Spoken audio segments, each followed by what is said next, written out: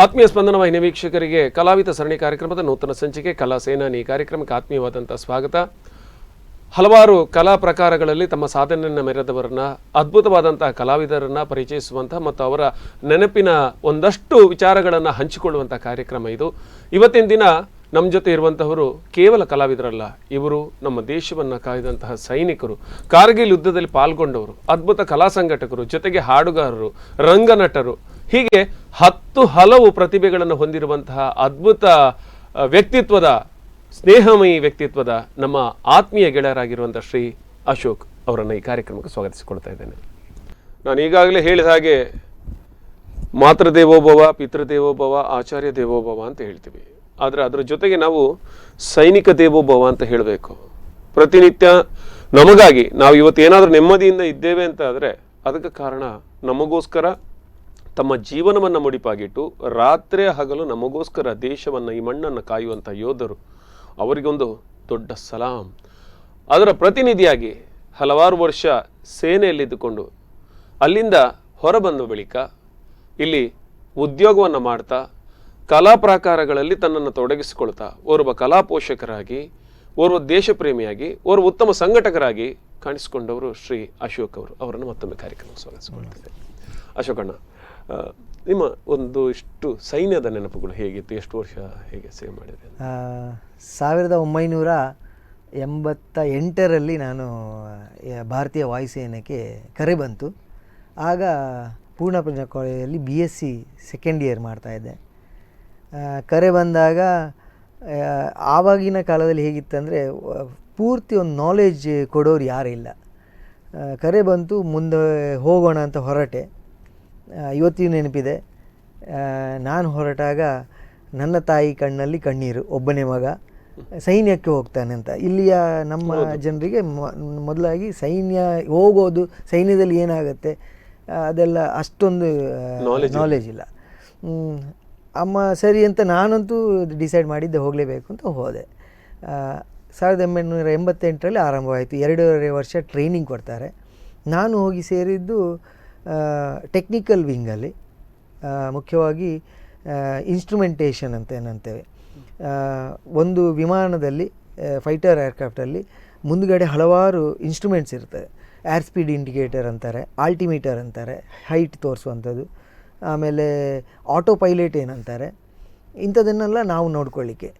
ಅದರಲ್ಲಿ ನಾನು ಮೊದಲ ನನ್ನ ಪೋಸ್ಟಿಂಗ್ ಆಗಿದ್ದು ಕಲೈಕುಂಡ ಎಂಬ ಒಂದು ಊರು, ವೆಸ್ಟ್ ಬೆಂಗಾಲಿನ ಮಿದ್ನಾಪುರ್ ಡಿಸ್ಟ್ರಿಕ್ಟಲ್ಲಿ ಕಲೈಕುಂಡ. ಖಡಗ್ಪುರ್ ಅಂತ IIT ಕೇಳಿರಬೇಕು, ಅದು ಕೂಡ ಅದರ ಹತ್ತಿರ ಈ ಊರು. ಅಲ್ಲಿಯ ಒಂದು ನೆನಪು, ಮಿದ್ನಾಪುರ್ ಅನ್ನೋದು ಇಡೀ ಜಗತ್ತಿನಲ್ಲೇ ಮೋಸ್ಟ್ ಪಾಯ್ಸನಸ್ ಸ್ನೇಕ್ಸ್ ಅಂತ ಹೇಳ್ತೇವೆ. ಅಲ್ಲಿಯ ಹಾವುಗಳು ಭಾಳ ಪಾಯ್ಸನಸ್ ಅಂತ. ನಮಗೆ ದಾರಿಯಲ್ಲಿ ಹೋಗ್ತಾ ಹೋಗ್ತಾ ಸಿಗ್ತವೆ ಹಾವುಗಳು. ಬೆಳಿಗ್ಗೆ ಎದ್ದು ನಾವು ನಾರ್ಮಲಿ ನಮಗೆ ಬಿಲೆಟ್ಸ್ ಅಂತಾರೆ, ನಮ್ಮ ಸೋಲ್ಜರ್ಸಿಗೆ ಕೊಡೋದು ಬಿಲೆಟ್ಸ್. ಒಂದು 10-20 ಜನ ಒಂದೇ ರೂಮಲ್ಲಿ ಬ್ಯಾರಾಕ್ಸಲ್ಲಿ ಇರ್ತವೆ, ಅದಕ್ಕೆ ಬಿಲೆಟ್ಸ್ ಅಂತಾರೆ. ಬೆಳಿಗ್ಗೆ ಎದ್ದು ಕಾಲು ಕೆಳಗೆ ಇಟ್ಟು ಚಪ್ಪಲಿಗೆ ಕಾಲು ಹಾಕಬೇಕಾದ್ರೆ ಮೊದಲು ನೋಡ್ಕೊಳ್ತಿದ್ದೆವು ಹಾವು ಏನಾರು ಇದೆಯಾ ಅಂತ. ಅಷ್ಟು ಇದಿತ್ತು, ಭಯಾನಕ ಪ್ಲೇಸ್. ಆದರೆ ಅದರಲ್ಲೇ ನಾವು ಪಳಗಿಕೊಂಡು ಅದರಲ್ಲೇ ಅಭ್ಯಾಸ ಆಯಿತು. ಒಂದು ಸಲ ನಮಗೆ ಶ್ರಮದಾನ ಅಂತ ಮಾಡಿಸ್ತಾರೆ. ಅಂದರೆ ನೀವು ಎಲ್ಲಿಯಾದರೂ ಒಂದು ಆರ್ಮಿ ಕ್ಯಾಂಟೋನ್ಮೆಂಟ್ ಒಳಗೆ ನೀವು ನೋಡಿದರೆ ಅಷ್ಟೊಂದು ಕ್ಲೀನಾಗಿ ನೀಟಾಗಿರ್ತದೆ. ಯಾಕೆಂದರೆ ವಾರದಲ್ಲಿ ಅಥವಾ 2 ವಾರದ ಒಂದು ಸಲ ಆದರೂ ನಾವು ಕ್ಲೀನಿಂಗ್ ಮಾಡಲೇಬೇಕು. ನಮ್ಮ ಸುತ್ತಮುತ್ತ ಸ್ವಚ್ಛದಿಂದ ಇಡ್ತೀವಿ. ಹಾಗೆ ಗ್ರಾಸ್ ಕಟ್ ಮಾಡ್ತಿದ್ವಿ. ಸಡನ್ಲಿ ನನ್ನ ಸೀನಿಯರ್ ಒಬ್ಬರು, ಅವರು ಹಾವು ಕಚ್ಚಿತು ಅಂತ ಅಂದರು. ಹಾವು ಕಚ್ಚಿತು ಅಂತ ನಾವು ಹುಡುಕಾಡಿದ್ವಿ. ನಾವು ಮೊದಲು ಯಾವ ಹಾವು ಅಂತ ನೋಡ್ತೀವಿ, ಯಾಕೆಂದ್ರೆ ಬೇರೆ ಎಲ್ಲ ಥರನ ಹಾವು ಅಲ್ಲಿದೆ. ಹಾವು ಕಚ್ಚಿತು ಅಂತ ಹೇಳಿದ ಕೂಡಲೇ ಹಾವು ಕಂಡಿತು. ಹಾವನ್ನು ಹಿಡಿದೆವು ಅಲ್ಲೇ. ಹಾವನ್ನು ಇಬ್ಬರನ್ನು ನಾವು ಹಾಸ್ಪಿಟಲ್ ಕರ್ಕೊಂಡು ಹೋದ್ವಿ. ನಮ್ಮ ಒಳಗಿನ ಹಾಸ್ಪಿಟಲ್ ಇರುತ್ತೆ, ಅಲ್ಲಿ ಕರ್ಕೊಂಡು ಹೋದ ಕೂಡಲೇ ಡಾಕ್ಟರ್ ನೋಡಿದವರೇ ಇದು ವೈಪರ್ ಅಂತಂದ್ರು. ಅದು ಮೋಸ್ಟ್ ಪಾಯ್ಸನಸ್, ಅದು ವೈಪರ್ ಸ್ನೇಕ್ ಇದು ಅಂತೇಳಿ ಡೋಸೇಜ್ ಇಮಿಡಿಯೇಟ್ಲಿ ಕೊಟ್ಟರು. ಆದರೂ ಆಗಲೇ ಕಾಲು ನೀಲಿ ಬಣ್ಣಕ್ಕೆ ತಿರುಗೋಕ್ಕೆ ಶುರು ಆಯಿತು. ಲಕ್ಕಿಲಿ ಅವತ್ತು ನಮಗೆ ಒಂದು ಹೆಲಿಕಾಪ್ಟರ್ ರಿಪೇರಿಗೆ ಬಂದಿದ್ದು ಹೆಲಿಕಾಪ್ಟರ್ ಇತ್ತು. ಇಮಿಡಿಯೇಟ್ಲಿ ತಗೊಂಡೋಗಿ ಅದರಲ್ಲಿ ಹಾಕಿದ್ವಿ. ಟೇಕ್ ಆಫ್ ಆಯಿತು. ಕಲ್ಕಟ್ಟ ಕಮಾಂಡ್ ಹಾಸ್ಪಿಟಲ್ ಇರುತ್ತೆ ನಮಗೆ, ಅಲ್ಲೇ ಲ್ಯಾಂಡ್ ಮಾಡಿದರು. ಒಳಗೆ ಡೈರೆಕ್ಟ್ OTಗೆ ತಗೊಂಡೋಗಿ ಬದುಕಿದ್ರು ಅವರು. ಇವತ್ತಿಗೂ ಅವರ ಜೀವ ಇಡೀ ಒಂದು ಕಡೆ ಪ್ಯಾಚಸ್ ಇದೆ, ಆ ಕಪ್ಪು ಕಪ್ಪು ಪ್ಯಾಚಸ್ ಈಗಲೂ ಇದೆ, ಇವತ್ತಿಗೂ ಇದೆ. ಅಷ್ಟು ಡೇಂಜರ್. ಅವರು ಯಾವಾಗಲೂ ನಮ್ಗೆ ಭೇಟಿಯಾದಾಗ ಹೇಳೋದು, ನಾನು ಒಂದು ಸಲ ಅಲ್ಲಿ ಹೋಗಿ ಬಂದಿದ್ದೀನಿ ಅಂತ ಒಂದು ಇದು ಕಲಾಯಿಕುಂಡ ಅನ್ನೋ ಜಾಗದ ನೆನಪುಗಳು. ಅಲ್ಲಿಂದ ಮುಂದೆ ನಾನು ಗುಜರಾತಿನ ಜಾಮ್ನಗರಿಗೆ ನನಗೆ ಟ್ರಾನ್ಸ್ಫರ್ ಆಯಿತು. ಅಲ್ಲಿ ಮುಂದೆ ಅಲ್ಲಿಂದ ರಾಜಸ್ಥಾನಿನ ಜೋಧ್ಪುರ್ ಬಹಳ ಒಂದು ಪ್ರಾಮುಖ್ಯವಾದ ಒಂದು ವಾಯು ನೆಲ ಅದು. ಏಷ್ಯಾದಲ್ಲಿ ಸೆಕೆಂಡ್ ಲಾರ್ಜೆಸ್ಟ್ ಏರೋಡ್ರೋಮ್ ಅಲ್ಲಿರೋದು. ಮತ್ತು ತುಂಬ ಸ್ಟ್ರಾಟಜಿಕ್ ಅದು, ಯಾಕೆಂದರೆ ಬಾರ್ಡರಿಗೆ ಹತ್ತಿರ, ಆದರೆ ಅವರಿಗೆ ದೂರ. ಪಾಕಿಸ್ತಾನದ ಬಾರ್ಡರಿಗೆ ನಾವು ಹತ್ತಿರ, ಅವರಿಗೆ ಮಾತ್ರ ದೂರ, ಇಮಿಡಿಯೇಟ್ಲಿ ಬಂದು ಅಟ್ಯಾಕ್ ಮಾಡೋಂಗಿಲ್ಲ. ಹಾಗೆ ಕಾರ್ಗಿಲ್ ಯುದ್ಧ ನಾನು ಜೋಧ್ಪುರಲ್ಲಿರುವಾಗ ಆರಂಭ ಆಯಿತು. ಸೊ ಕಾರ್ಗಿಲಿನ ನೆನಪು ಜೋಧ್ಪುರ್ ಜೊತೆಗೆ ಇದೆ. ಅಲ್ಲಿಂದ ನನ್ನ ಟ್ರಾನ್ಸ್ಫರ್ ಹಶಿಮರ ಅನ್ನೋ ಒಂದು ಬಾರ್ಡರಲ್ಲಿ. ಎಲ್ಲಿ ಬರ್ತದೆ ಅದು? ಅಸ್ಸಾಂ ಮತ್ತು ಬಂಗಾಲ್ ಬಾರ್ಡರ್, ಭೂಟಾನಿಗೆ ಹತ್ತಿರ. ಭೂಟಾನ್ ಎಂಬ ದೇಶಕ್ಕೆ ತುಂಬ ಹತ್ತಿರ. ಅಲ್ಲಿಗಾಯಿತು. ಇದರ ನಂತರ ಕೊನೆಯದಾಗಿ ಫರೀದಾಬಾದ್ ಅನ್ನೋ ಊರು, ದಿಲ್ಲಿಗೆ ಹತ್ತಿರ. ಕೊನೆಯ 2 ವರ್ಷ ಅಲ್ಲಿ ಮಾಡಿ ಆಮೇಲೆ ನಾನು ಸೈನ್ಯ ಬಿಟ್ಟು ಊರಿಗೆ ಬಂದ್ರಿ. ಕಾರ್ಗಿಲ್ ನೆನಪುಗಳು ಸರ್? ಕಾರ್ಗಿಲ್ ನೆನಪು ಭಾಳ, ಅಂದರೆ ಕಾರ್ಗಿಲ್ ಅಂದ್ಕೂಡಲೇ ಒಂಥರ ರೋಮಾಂಚನ ನಮಗೆ. ಯಾಕೆಂದರೆ ಇದರಲ್ಲಿ ಸ್ಟ್ರಾಟಜಿಕಲಿ ಏನು ಹೇಳುತ್ತೇನೆಂದರೆ, ಕಾರ್ಗಿಲಲ್ಲಿ ಸೈನ್ಯದವರು ಅಟ್ಯಾಕ್ ಮಾಡಲಿಕ್ಕೆ ಹೋಗಿದ್ದಾರೆ, ಅದರ ಜೊತೆಗೆ ವಾಯುಸೇನೆ, ನಮ್ಮ ಭಾರತೀಯ ವಾಯುಸೇನೆ ಕೂಡ ಇಬ್ಬರು ಸೇರಿಕೊಂಡು ಮಾಡಿದಂಥ ಯುದ್ಧ ಇದು. ಒಂದು ಯುದ್ಧದಲ್ಲಿ ನೀವು ಸೈನ್ಯ ಮುಂದುವರಿದಾಗ ಮೇಲಿಂದ ನೀವು ಏರ್ಕ್ರಾಫ್ಟಿಂದ ಅಟ್ಯಾಕ್ ಮಾಡುವಾಗ ನೀವು 2 ತಲೆಯಲ್ಲಿ ನಿಮಗೆ ಇರಬೇಕು. ಒಂದು ನಮ್ಮ ಜನರು ಇದ್ದಾರೆ, ಇನ್ನೊಂದು ಒಪೋನೆಂಟು ಕೂಡ. ನೀವು ಎಲ್ಲಿ ಹೊಡಿಬೇಕು ಅನ್ನೋ ಪಿನ್ ಪಾಯಿಂಟ್ ನೀವು ಹೊಡೆಯದೆ ಅದರ ಲಾಸ್ ನಮಗೆ ತಯಾರಿ ಇಲ್ಲದಿದ್ದರೆ ಭಾಳ ಕಷ್ಟ. ಅಷ್ಟೊಂದು ತಯಾರಿ ಮಾಡಿರ್ತಾರೆ, ಅಷ್ಟೊಂದು ಪ್ಲ್ಯಾನ್ ಮಾಡಿರ್ತೀವಿ. ಆಮೇಲೆ ನಾವು ಕಾರ್ ಓಡಿಸ್ಕೊಂಡು ಹೋಗುವಾಗ ಆಗಲೂ ಆಕ್ಸಿಡೆಂಟ್ ಆಗೋದು ಸ್ವಲ್ಪ ಕಣ್ಣು ಆಚೆ ಈಚೆ ಆದರೆ ಆಕ್ಸಿಡೆಂಟ್. ಹಾಗಾದರೆ ಕಾರಿನ ಸ್ಪೀಡ್ ಎಷ್ಟು?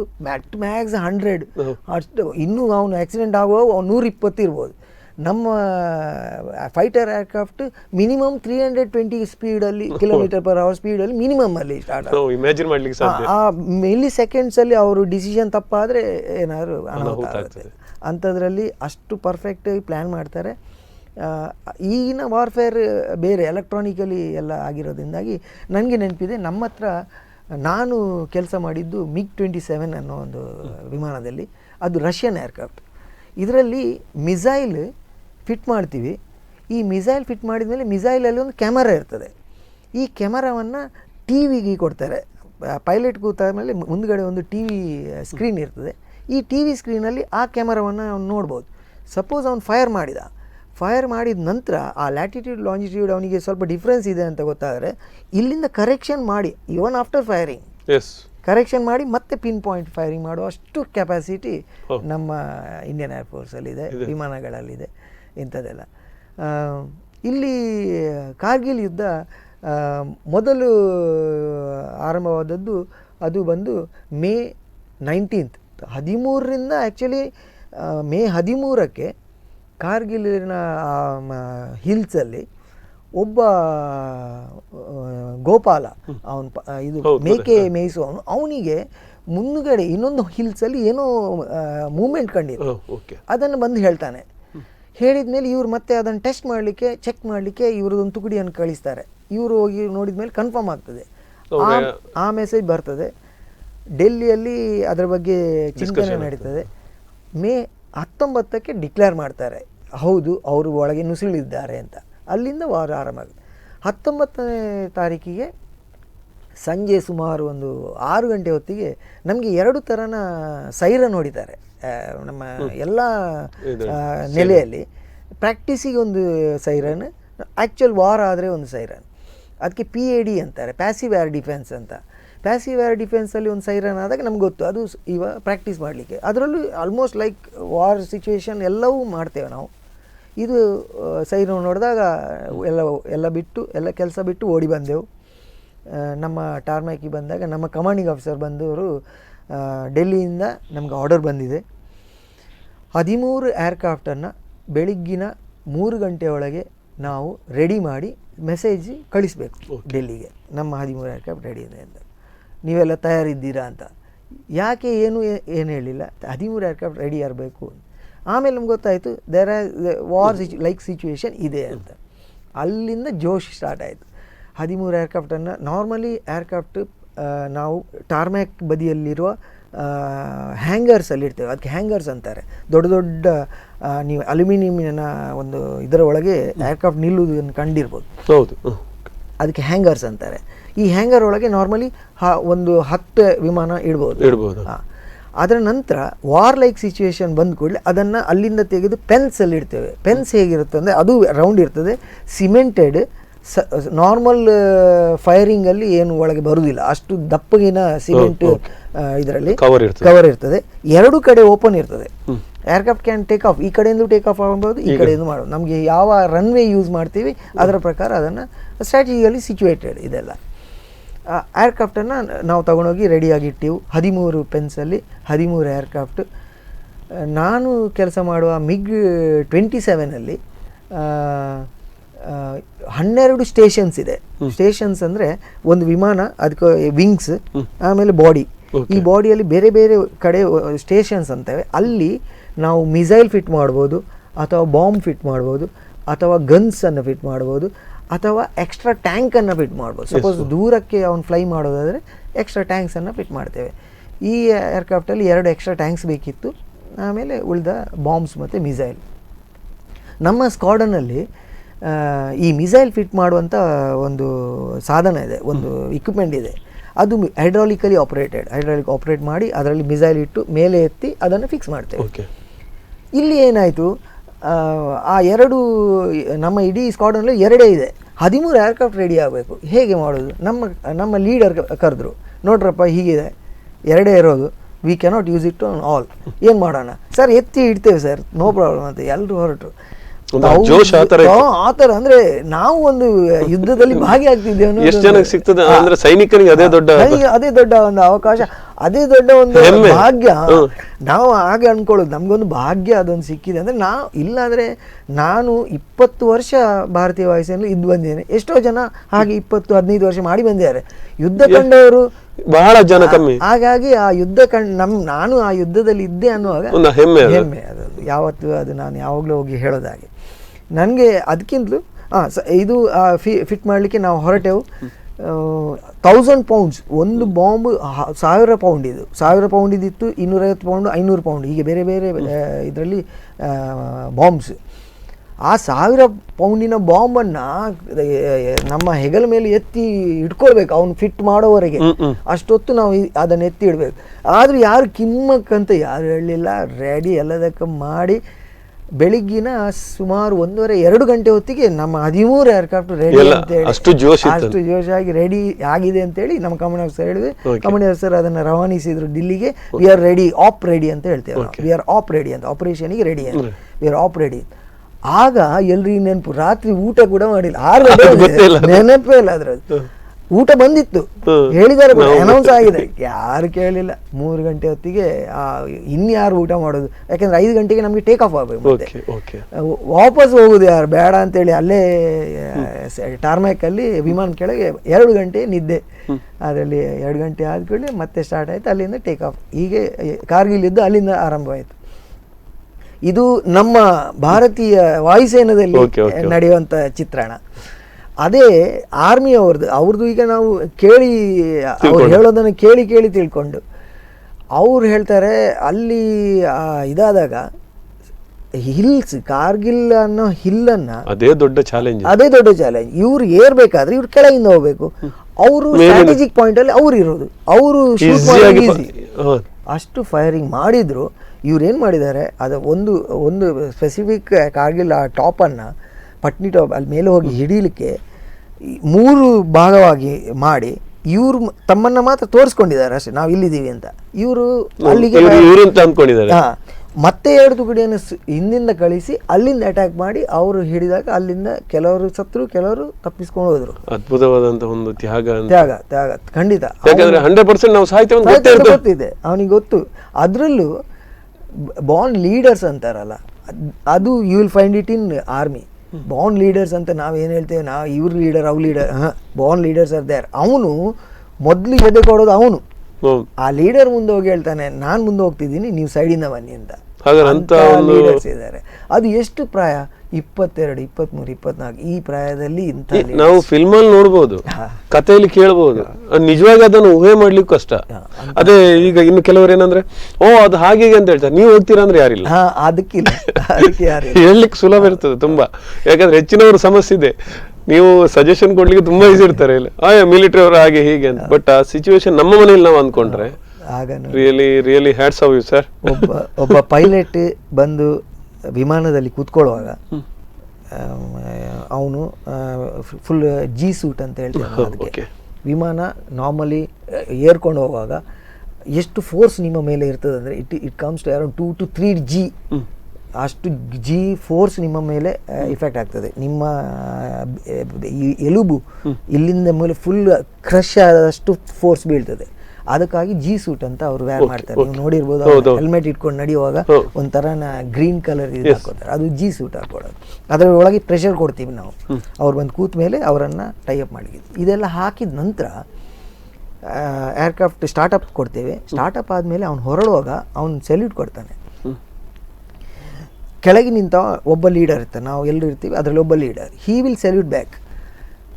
ಡಿಫೆನ್ಸಲ್ಲಿ ನಿಮ್ಮ ತಲೆ ಮೇಲೆ ಟೊಪ್ಪಿ ಇಲ್ಲದೆ ಸೆಲ್ಯೂಟ್ ಹೊಡಿಲಿಕ್ಕಿಲ್ಲ, ಎಲ್ಲೂ ಇಲ್ಲ. If you are not having head gear, ನೀವು ನಿಂತ್ಕೋಬೇಕು ಅಂತಿದೆ. ಬರ್ರಿ, you just come in to attention, salute ಹೊಡಿಲಿಕ್ಕಿಲ್ಲ. ಅಲ್ಲಿ ಮಾತ್ರ ಒಂದು ಸೆಲ್ಯೂಟ್ ಕೊಡ್ತಾರೆ. ಯಾಕೆಂದರೆ this is your last salute ಅಂತ.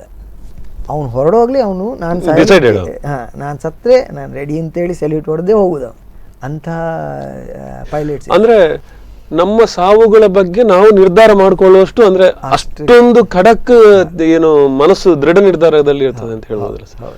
ಖಂಡಿತ. ನಮಸ್ತೆ ಸರ್, ಇದನ್ನು ನಾವು ಬೇರೆ ಎಪಿಸೋಡ್ ಮಾಡ್ಬೇಕಾಗ್ತದೆ. ಈಗ ಕಾರ್ಗಿಲ್ ನೆನಪು ಅಂತಾನೆ ಬೇರೆ ಎಪಿಸೋಡ್ ಮಾಡ್ಬೇಕು. ತುಂಬಾ ನಮಗಂತೂ ಒಂದು ಹೆಮ್ಮೆ. ಅಂದ್ರೆ ನಮಗೆ ಇವತ್ತು ನಿಮ್ಮನ್ನ ಕರೆಯೋದಕ್ಕೆ ಕಾರಣ ಏನಂದ್ರೆ ಸರ್, ಈಗ ಪ್ರತಿಯೊಬ್ಬ ಸೈನಿಕನಲ್ಲೂ ಒಂದು ಕಲೆ ಇರ್ತದೆ, ಅವನೊಳಗೊಂದು ಕಲೆ ಇರ್ತದೆ, ಪ್ರತಿಯೊಬ್ಬ ನಡೀತದೆ. ಯಾಕಂದ್ರೆ ನಾನು ಎಷ್ಟೋ ಬಾರಿ ಕೇಳಿದ್ದೇವೆ, ನಾವು ಕೆಲವು ರಿಯಾಲಿಟಿ ಶೋಗಳಲ್ಲಿ ಮಿಲಿಟರಿ ಅವ್ರು ಬಂದು ಹಾಡೋದನ್ನು ಕೇಳಿದ್ದೀವಿ. ಇನ್ನು ಬಾರ್ಡರ್ ಫಿಲ್ಮ್ ಬಂದಾಗ ಅದ್ಭುತವಾಗಿ ವಿಚಾರಗಳನ್ನು ನಾವು ನೋಡಿದ್ದೀವಿ ಸರ್.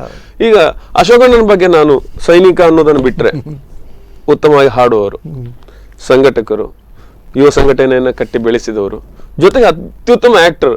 ನನಗಂತೂ ICU ನಾಟಕದ ನಿಮ್ಮ ಒಂದು ರೋಲ್ ನಾನು ಯಾವತ್ತೂ ಮರೀಲಿಕ್ಕಿಲ್ಲ ಸರ್. ಹೇಗೆ ಈ ಕಲೆಗಳೆಲ್ಲ ಮತ್ತೆ ನೀವು ಅಲ್ಲಿಂದ ಬಂದ ನಂತರ ಸ್ಟಾರ್ಟ್ ಮಾಡಿ ಮತ್ತೆ ಕಂಟಿನ್ಯೂ ಮಾಡಿದ್ರೆ ಮೊದಲಿಂದ? ಇದಕ್ಕೆ ನನ್ನ ತಂದೆ ತಾಯಿ ಅವರ ಆಶೀರ್ವಾದ. ನನ್ನನ್ನು ಸಣ್ಣದಿಂದಲೂ ಯಾವುದೇ ಸ್ಟೇಜ್ ಇರಲಿ, ನಾನು ಸ್ಟೇಜ್ ಕೆಳಗೆ ನಿಂತು ನೋಡಿದ್ದು ಬಹಳ ಕಡಿಮೆ. ಆಲ್ಮೋಸ್ಟ್ ಆಲ್ ದ ಟೈಮ್ ನಾನು ಸ್ಟೇಜಲ್ಲೇ ಇದೆ, ಸ್ಕೂಲಿಂದ ಹಿಡಿದು. ಎಲ್ಲಿ ಸ್ಕೂಲಿಗೆ ಹೋಗಿದ್ರಿ ಸರ್? ನಾನು ಕೃಷ್ಣ ಹೈಸ್ಕೂಲಲ್ಲಿ ನನ್ನ ಮೊದಲಿನ ಫಸ್ಟು 3rd ಸ್ಟ್ಯಾಂಡರ್ಡ್ ಮುಂಬೈಯಲ್ಲಿದ್ವಿ. ಆಮೇಲೆ ನಾವು ಊರಿಗೆ ಬಂದ್ವಿ. ಕೃಷ್ಣ ಹೈಸ್ಕೂಲಿಂದ ನನ್ನ ಇದು ಶಿಕ್ಷಣ ಆರಂಭ ಆಯಿತು. ಇಲ್ಲಿ ಬೈಲೂರಲ್ಲಿ ಕಲಾಕಿರಣ್ ಕ್ಲಬ್ ಅನ್ನೋ ಕ್ಲಬ್, ಅಲ್ಲಿ ಪ್ರತಿ ವರ್ಷ ಒಂದು ನಾಟಕ ಆಗೋದು. ನನಗೆ ಮೊದಲ ಬಾರಿ ಒಂದು ನಾಟಕಕ್ಕೆ ಅವಕಾಶ. ಹೀರೋಯಿನ್ನ ಸಣ್ಣ ರೋಲ್, ಹುಡುಗಿಯ ರೋಲ್, ಅದನ್ನು ಮಾಡಬೇಕು ಅಂತ. ಅದಕ್ಕೆ ನನ್ನನ್ನು ಸೆಲೆಕ್ಟ್ ಮಾಡಿದರು. 8:45. ಅವ್ರು ನಾರ್ಮಲಿ ಎಲ್ಲರೂ ಸೀನಿಯರ್ಸ್, ನಾನು ಬರೀ 3ನೇ 4ನೇ ಕ್ಲಾಸು, ಅವರೆಲ್ಲ ದೊಡ್ಡವರು. ಅವರು ಕೆಲಸ ಆಮೇಲೆ ಪ್ರಾಕ್ಟೀಸ್ ಮಾಡಬೇಕು. ಸೊ 8:45 9 ಗಂಟೆ ಬರೋರು. ನಂಗೆ ಹೇಳಿದರು 8:45 ಬರಬೇಕು. ನಾನು ಬುಕ್ಕು ಪೆನ್ ಹಿಡಿದು 8 ಗಂಟೆಗೆ ಅಲ್ಲಿ ಹೋಗಿ ಕೂತ್ಕೊಳ್ಳೋನು, ಅಷ್ಟು ಇಂಟ್ರೆಸ್ಟ್ ನನಗೆ ನಾಟಕ ಅಂದರೆ. ನೆತ್ತೆರ್ದ ಕಾಣಿಕೆ ಅನ್ನೋ ತುಳು ನಾಟಕ ಭಾಳ ಫೇಮಸ್ ಆಯಿತು. ಆಮೇಲೆ ನಾವು ಕೆಲವು ಕಡೆ ಪ್ರದರ್ಶನ ಮಾಡಿದ್ವಿ. ಅಲ್ಲಿಂದ ಆರಂಭ ಆಯಿತು ಸ್ಟೇಜಿನ ಡ್ರಾಮಾದ ಒಂದು ನನಗೆ ನಂಟು. ಅದಾಗಿ ಆಗಲೂ ನನ್ನ ತಂದೆ ಮತ್ತು ರಂಗಭೂಮಿಯ ಗಾಣಿಗರು, ಇವರಿಬ್ಬರು ತುಂಬ ಕ್ಲೋಸ್ ಫ್ರೆಂಡ್ಸ್. ಇವರು ಎಲ್ಲ ಕಾರ್ಯಕ್ರಮ ತಂದೆ ಹೋಗುವವರು ಅವ್ರ ಜೊತೆಗೆ ಎಲ್ಲ. ಹಾಗಾಗಿ ರಂಗಭೂಮಿ ಅನ್ನೋ ಅಟ್ರಾಕ್ಷನ್ ಮೊದಲಿಂದ ಅದು ಎಳಿತಾ ಇತ್ತು. ಅಲ್ಲಿ ನಾನು ಏರ್ಫೋರ್ಸಲ್ಲಿರುವಾಗ ಡ್ಯಾನ್ಸ್ ಕಲಿಸ್ತಿದ್ದೆ ಮಕ್ಕಳಿಗೆ. ನನ್ನ ಫ್ರೀ ಟೈಮು ಎಲ್ಲರೂ ಅದೇ ಹೇಳ್ತೀನಿ, ನೀನು ಮಲಗೋದು ಯಾವಾಗ ಅಂತ, ನಿಂಗೆ ಟೈಮ್ ಹೇಗೆ ತೆಗೀತಿ ಅಂತ. ಸಂಜೆ ಹೊತ್ತಿಗೆ ಮಕ್ಕಳನ್ನ ಜೊತೆ ನಿಮ್ಮ ಏರ್ಫೋರ್ಸ್ ಒಳಗೆ ಏರ್ಫೋರ್ಸ್ ಒಳಗೆ ನನ್ನ ಫ್ರೆಂಡ್ಸ್ ಮಕ್ಕಳು ಮತ್ತು ತುಂಬ ಜನ ನನ್ನ ಕೊನೆಗೆ ನನ್ನ ಕ್ಲಾಸಲ್ಲಿ 120ರಿಂದ 150 ಮಕ್ಕಳು ದೊಡ್ಡ ಹಾಲಲ್ಲಿ ಮಾಡ್ತಿದ್ವಿ. ಕಂಟೆಂಪ್ರರಿ ಡ್ಯಾನ್ಸಸ್, ಆಮೇಲೆ ಅವರಿಗೆ ಜನಪದ ಡ್ಯಾನ್ಸಸ್, ಆಮೇಲೆ ಪ್ಯಾಟ್ರಿಯಾಟಿಕ್ ಸಾಂಗ್ಸನ್ನು ತುಂಬ ಮಾಡಿದ್ವಿ ನಾವು. ನಮ್ಮ ಉದ್ದೇಶನೇ ಅದೇ ಹಾಗಾಗಿ ನಾವು ಹೊರಗೆ ಹೋಗಿ ಪ್ರದರ್ಶನ ಕೊಡುವಾಗ ಕೂಡ ಕೊಡ್ತಿದ್ವಿ ಮಕ್ಕಳು. ನನ್ನ ಆ್ಯಸ್ ಆಫ್ ನೌ ನನ್ನ ದೇವರ ಭಾಗ್ಯ ಆಲ್ ಓವರ್ ಇಂಡಿಯಾ ಸುಮಾರು ಒಂದು 2,000 ಆದ್ರೂ ಸ್ಟೂಡೆಂಟ್ಸ್ ನನ್ನಿಂದ ಈಗಲೂ ನೆನಪಿಸ್ತಾರೆ. ಈಗ ದೊಡ್ಡ ಆಗಿದ್ದಾರೆ ಅವ್ರಿಗೆ ಮಕ್ಕಳು, ಆದ್ರೂ ಫೋನ್ ಮೂಲಕ ಹೀಗೆ ಕಾಂಟ್ಯಾಕ್ಟ್ ಆದಾಗ ಅದೊಂದು ಅದ್ಭುತವಾದಂತಹ ಒಂದು ಅನುಭವ ಅಂತ ಅನಿಸಲ್ಲ. ಯಾಕೆಂದ್ರೆ ನಮ್ಮ ವೃತ್ತಿ ಅದು ಊಹಿಸ್ಲಿಕ್ಕೂ ಸಾಧ್ಯ ಇಲ್ಲದಷ್ಟು ದೊಡ್ಡ ಜವಾಬ್ದಾರಿ. ಇನ್ನೊಂದೇನಂದ್ರೆ ಮಾಮೂಲಾಗಿ ಒಂದು ಕಡೆ ಯಾವುದೋ ಕಂಪನಿಯಲ್ಲಿ ಕೆಲಸ ಮಾಡ್ಕೊಂಡು ಕಂಪನಿ ಕ್ವಾರ್ಟರ್ಸ್ ಒಳಗಡೆ ನೀವು ಹೇಳ್ಕೊಡೋದಕ್ಕೂ ಓರು ಸೈನಿಕನಾಗಿ ಯಾವ ಹೊತ್ತಿಗೆ ಕಿವಿ ಕಣ್ಣು ಮೈ ಎಲ್ಲವೂ ಕೂಡ ಅಂದ್ರೆ 24/7 ನಾವೇನು ಇಲ್ಲಿ 24/7 ಅದೇನು ಅಲ್ಲ, ಅಲ್ಲಿ ಸದಾ ಜಾಗೃತ ಆಗಿರ್ಬೇಕಂತ ಪರಿಸ್ಥಿತಿಯಲ್ಲಿ ಒಂದಷ್ಟು ಕಲೆಯನ್ನ ಬೆಳೆಸೋದು ಅದೊಂದು ಬೇರೆಯವರ ಪ್ರೋತ್ಸಾಹ ಆಗಿತ್ತು ಸರ್. ಅದಕ್ಕೆ ಬೇರೆಯವರು ಅದೇ ನಾನು ಕಲೈಕುಂಡ ಫಸ್ಟ್ ಇದಾದ ಅಲ್ಲಿ ಅಲ್ಲ ಕಲೆ ಎಲ್ಲ ನಿಮ್ಮ ಸೇನೆಯ ನಿಲಯಗಳಲ್ಲಿ ಕಲೆಗೆ ತುಂಬ ಪ್ರೋತ್ಸಾಹ ಇದೆ ಖಂಡಿತ ಇದೆ.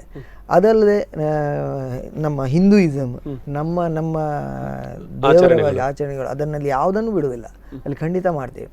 ಗಣೇಶ ಫ್ಯಾಮಿಲಿಯನ್ನು ಕರ್ಕೊಂಡು ಹೋಗ್ತಾರೆ. ಹೌದು, ಫ್ಯಾಮಿಲಿ ಕ್ವಾರ್ಟರ್ಸ್ ಇರುವಾಗ ನಾವು ಇನಿಷಿಯಲಿ ನಾವು ಬ್ಯಾಚುಲರ್ ಕ್ವಾರ್ಟರ್ಸ್ ಅಲ್ಲಿ, ಆಮೇಲೆ ಫ್ಯಾಮಿಲಿ ಕೂಡ ಕರ್ಕೊಂಡು ಹೋಗ್ತೀವಿ. ಅವರು ಕೂಡ ಮರಾಠಿಗಳು ಅವರಿಗೆ ಗಣೇಶೋತ್ಸವ ಅಂದರೆ ತುಂಬ ಇದು, ಅದನ್ನು ವಿಜೃಂಭಣೆಯಿಂದ ಮಾಡ್ತಿದ್ರು. ಆ ಗಣೇಶೋತ್ಸವದಲ್ಲಿ ನಾನು ಭಾಗಿಯಾಗಲಿ ಶುರು ಮಾಡಿದೆ. ಹಾಗಾಗಿ ಮರಾಠಿಯವರೊಂದಿಗೆ ಜಾಸ್ತಿ ಇದ್ದಿತ್ತು ನನ್ನ ನಂಟು. ಅಲ್ಲಿಂದ ಅದು ಆರಂಭ ಆಯಿತು. ನೀವು ಹೇಳಿದಾಗೆ ವಿ ಆರ್ ಆಲ್ವೇಸ್ ಅಲರ್ಟ್. ಅದು ಒಂದು, ನಾನು ಬೆಳಿಗ್ಗೆ ನಮ್ಮ ವರ್ಕಿಂಗ್ ಸ್ಟಾರ್ಟ್ ಆಗೋದು ಆ್ಯಕ್ಚುಲಿ ಬೆಳಿಗ್ಗೆ 7 ಗಂಟೆಗೆ ನಾವು ರೆಡಿ ಇರಬೇಕು. ಅಲ್ಲಿಂದ ಆರಂಭ ಆಗ್ತದೆ. ಫ್ಲೈಯಿಂಗ್ ಬಂದು ಬೇರೆ ಬೇರೆ ಟೈಮಲ್ಲಿ ಆಗ್ತದೆ. ಅರ್ಲಿ ಮಾರ್ನಿಂಗ್ ಫ್ಲೈಯಿಂಗ್ ಅಂತ ಇರ್ತದೆ, ಅದು ಬಂದು 4ರಿಂದ 5 ಗಂಟೆ ಸ್ಟಾರ್ಟ್ ಆಗ್ತದೆ. ಆಮೇಲೆ ನಾರ್ಮಲ್ ಫ್ಲೈಯಿಂಗ್, ಆಮೇಲೆ ನೈಟ್ ಫ್ಲೈಯಿಂಗ್ ಅಂತ ಮಾಡ್ತಾರೆ. ಮತ್ತು ನೈಟಲ್ಲೇ ಬರೀ ನೈಟಲ್ಲೇ ಫ್ಲೈಯಿಂಗ್ ಅಂದರೆ ಬರೀ based on ILS instrument landing ಸಿಸ್ಟಮಲ್ಲಿ ಅವ್ರು ಲ್ಯಾಂಡ್ ಮಾಡಬೇಕು. ಏನು ಕಾಣುವುದಿಲ್ಲ ಅವರಿಗೆ, ಬರೀ ಇನ್ಸ್ಟ್ರೂಮೆಂಟ್ಸ್ ಅಷ್ಟೇ, ಅದನ್ನು ನೋಡ್ಕೊಂಡು ಲ್ಯಾಂಡ್ ಮಾಡಬೇಕು. ಹಾಗಾಗಿ ಅವ್ರಿಗೆ ಸ್ಪೆಷಲಿ ಟ್ರೈನಿಂಗ್ ಅದರಲ್ಲಿ. ಸೊ ನಮ್ಗೆ 3 ಬ್ಯಾಚಲ್ಲಿ ಇರ್ತೀವಿ ನಾವು. ಮತ್ತು ಕೆಲವರು 7ಇಂದ ಅವರಿಗೆ ನಾರ್ಮಲ್ ಹೇಳೋದು 7ರಿಂದ 2 ಅಂತ, ಆದರೆ 7 ಗಂಟೆ ಹೋದವರು ಬರೋದು ಯಾವಾಗಂತ ನಮ್ಗೆ ಗೊತ್ತಿರೋದು. ಅದು ನಮ್ಮ ಒನ್ ಟೈಮ್. ಹಾಗಾಗಿ ನಾನು ಏರ್ಫೋರ್ಸ್ ಬಿಟ್ಟು ಇಲ್ಲಿ ಬಂದು ಬ್ಯಾಂಕಿಗೆ ಸೇರಿದಾಗ ಇಲ್ಲಿ ಹೆಚ್ಚು ಅಂದರೆ 9:30ಯಿಂದ 5:30 6 ಗಂಟೆ ಅದು ಏನು ಅಲ್ಲ ಅನ್ನಿಸ್ತಿತ್ತು ನನಗೆ. ಹೌದು, ಯಾಕೆಂದ್ರೆ ದಿನದ ಬಹುತೇಕ ಡ್ಯೂಟಿಯಲ್ಲಿ ಇರೋರಿಗೆ ಇದು ಒಂದು 8 ಗಂಟೆ ದೊಡ್ಡ ವಿಷಯ ಅಂತ, ಇದು ಏನು ಜಾಸ್ತಿ ಅಂತ ಅನ್ಸೋತಿರ್ಲಿಲ್ಲ. We are use to that. ಇನ್ನೊಂದು ಏನು ಅಂದರೆ, ಒಬ್ಬ ಸೈನಿಕ, ನಾನು ಟ್ರೈನಿಂಗಿಗೆ ಹೋದಾಗ ನನ್ನ ಸೀನಿಯರಿಗೆ ಒಂದಿನ ನಾನು ಪ್ರಶ್ನೆ ಕೇಳಿದ್ದೆ, ಅಲ್ಲ ಸರ್ ಯಾಕೆ ಇಷ್ಟೊಂದು ನಮ್ಮನ್ನು ಗುದ್ದಿ ಇಡ್ತೀರಿ ನೀವು? ಅಂದರೆ ನಾವು ಬೆಳಿಗ್ಗೆ 5 ಗಂಟೆಗೆ ಹೆಲ್ತ್ ರನ್ನಿಂದ ಸ್ಟಾರ್ಟ್ ಆಗುತ್ತೆ. ಬೆಳಿಗ್ಗೆ 5 ಗಂಟೆಗೆ ಹೇಳ್ತಿದ್ವಿ ಹೆಲ್ತ್ ರನ್ ಮುಗಿದ ಕೂಡಲೇ ಬಂದ ಕೂಡಲೇ ಬ್ರೇಕ್ಫಾಸ್ಟ್ ಆದ ಕೂಡಲೇ ಪೆರೇಡ್ ಆದ ಕೂಡಲೇ ಕ್ಲಾಸಸ್. ನಾವು ಸೇರಿದ್ದು technical full almost equal to engineering ಮಾಡಬೇಕು ನಾವು. ಟೆಕ್ನಿಕಲ್ ಕ್ಲಾಸಸ್ ಸ್ಟಾರ್ಟ್ ಆಗ್ತದೆ. ಸಂಜೆ ಪಿ ಟಿ ಆದ ಕೂಡಲೇ ಡಿನ್ನರ್, ಇದಕ್ಕೆ 7 ಗಂಟೆಗೆ 7ರಿಂದ 8 ಡಿನ್ನರ್ ಮುಗಿದು ನೈಟ್ ಕ್ಲಾಸಸ್. ಮತ್ತೆ ಇದಾದಮೇಲೆ ಬಂದು ಅವನು ಬಿದ್ಕೊಳ್ಳುವಾಗಿಲ್ಲ, ಬೆಳಗಿನ 5 ಗಂಟೆಗೆ ರೆಡಿ ಆಗಬೇಕು ಮತ್ತೆ. ಅಂದರೆ ಈಸ್ ಆಲ್ವೇಸ್ ರೆಡಿ. ಆಗ ನಾನು ಕೇಳ್ತಿದ್ದೆ ಯಾಕೆ ಇಷ್ಟೊಂದು ಇದಲ್ಲಿ ಮಾಡ್ತೇವೆ. ಅವರು ಹೇಳಿದ ಮಾತು ಯಾವಾಗಲೂ ನೆನಪು ನನಗೆ, ನೀವೆಲ್ಲ ಬಂದಿದ್ದೀರಲ್ಲ ಬೇರೆ ಬೇರೆ ಊರಿಂದ, ಬೇರೆ ಬೇರೆ ಮೆಂಟಾಲಿಟಿ, ಬೇರೆ ಬೇರೆ ಮನೆತನ, ನೀವೆಲ್ಲ ಒಂಥರ ಆವೆ ಮಣ್ಣಿನಾಗೆ, ನಿಮ್ಮನ್ನು ಗುದ್ದಿ ಪುಡಿ ಮಾಡಿ ನಾವು ಮೂರ್ತಿ ಮಾಡಿ ಕಳಿಸ್ತೀವಿ ಹೊರಗೆ. ಹಾಗಾಗಿ ನೀವು ಸೋಲ್ಜರ್ಸ್ ಆಗ್ತೀರಿ ಅಂತ, ಇಲ್ಲಾಂದ್ರೆ ನೀವು ಸೋಲ್ಜರ್ ಆಗಲ್ಲ. ನಾವು ಸೋಲ್ಜರಿಗೂ ಕಾಮನ್ ಮ್ಯಾನಿಗಿರೋ ವ್ಯತ್ಯಾಸ ಏನಾದ್ರು ಇದೆ ಅಲ್ವಾ ಸರಿಗೆ? ಅದೇ ಯಾಕಂದ್ರೆ ಪ್ರತಿ ನಮಗೆ ಶಾಲೆಯಲ್ಲಿ ಇರುವಾಗಲೂ ಅದಕ್ಕೆ ಹೇಳ್ತಾ ಇದ್ದೆ, ಸೈನಿಕರ ಥರ ಇರಬೇಕು, ಯಾವತ್ತು ಶಿಸ್ತು ಅಂದ್ರೆ ಸೈನಿಕರ ಥರ, ಎಲ್ಲದಕ್ಕೂ ಸೈನಿಕರನ್ನ ಮಾಡೆಲ್ ಆಗಿ ಇಟ್ಕೊಳ್ತಾರೆ. ಅಂದ್ರೆ ಅದಂತ ಅದರಿಂದಾಗಿ ಒಬ್ಬ ಸೈನಿಕ ಅವ ಸೈನ್ಯವನ್ನು ಬಿಟ್ಟು ಬಂದ ಮೇಲೂ ಅವನು ನಾನೊಬ್ಬ ಎಕ್ಸಾಂಪಲ್ ಅನ್ನೋದು ಒಂದು ತಲೆಯಲ್ಲಿ ಇರ್ತದೆ ಅವನು ದಾರಿ ವಾಟ್ ಈಸ್ ಡಿಸಿಪ್ಲಿನ್. ನಮ್ಗೆ ಯಾವಾಗಲೂ ಅದೇ ಹೇಳೋದು ಅವರು, ಡಿಸಿಪ್ಲಿನ್ ಯಾರು ನೋಡೋದಿರುವಾಗ ನೀನೇನು ಮಾಡ್ತೀಯಲ್ಲ ಅದು ಡಿಸಿಪ್ಲಿನ್. ಯಾರು ಪೊಲೀಸ್ ಬರ್ತಾನೆ ಹೆಲ್ಮೆಟ್ ಹಾಕೊಂಡ್ರೆ ಅದಲ್ಲ, ನಮಗೆ ಬೇಕು ಅಂತ ನಾವು ಹಾಕೊಳ್ಬೇಕು. ನೀವು ಯಾವಾಗಲೂ ಯಾರು ನೋಡೋದಿರುವಾಗ ನಾನು ಮಾಡುವಂಥ ನನ್ನ ಕೆಲಸ ಇದೆ ಅಲ್ಲ ಡಿಸಿಪ್ಲಿನ್, ಅದು ಡಿಸಿಪ್ಲಿನ್ ಅಂತೇಳಿ.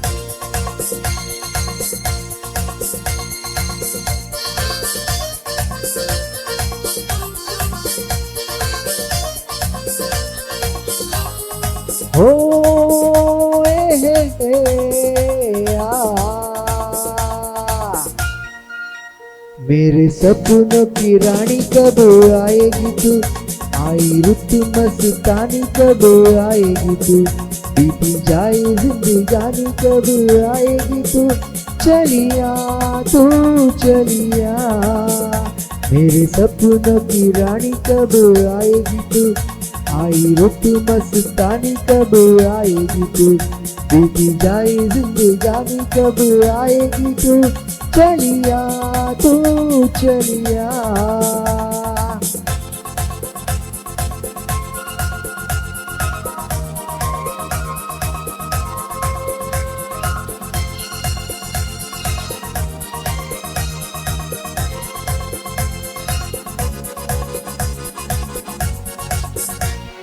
प्यार की गलियां बागों की कलियां सब रंग रलियां पूछ रही है। प्यार की गलियां बागों की कलियां सब रंग रलियां पूछ रही है। गीत पंगत पे किस दिन गाएगी तू, मेरे सपनों की रानी कब आएगी तू, आई रुत मस्तानी कब आएगी तू, बीती जाए जिंदगानी कब आएगी तू, चलिया तू चलिया।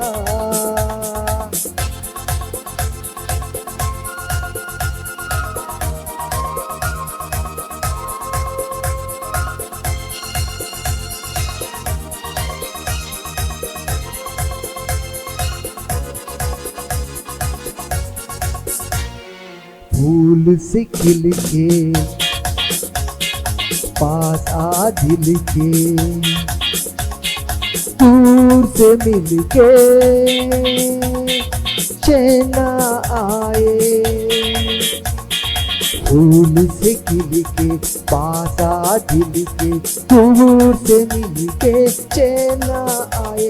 और कब तक मुझे तड़ पाएगी तो, मेरे सपनों की रानी कब आएगी तू, आई रुत मस्तानी कब आएगी तू, बीती जाए जिंदगानी कब आएगी तू, चलिया तू चलिया।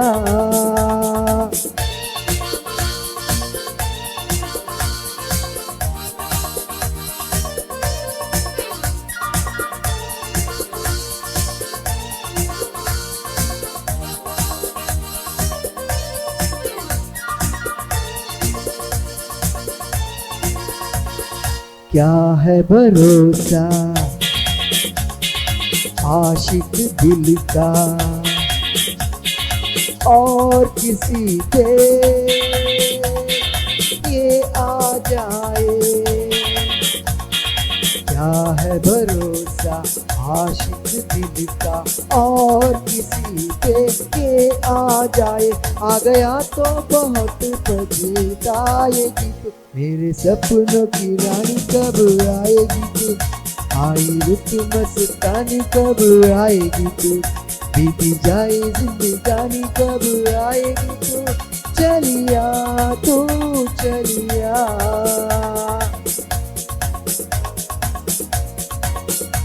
आई रुत मस्तानी कब आएगी तू, बीती जाए जिंदगानी कब आएगी तू, चलिया तू चलिया, चलिया तू चलिया, चलिया तू चलिया.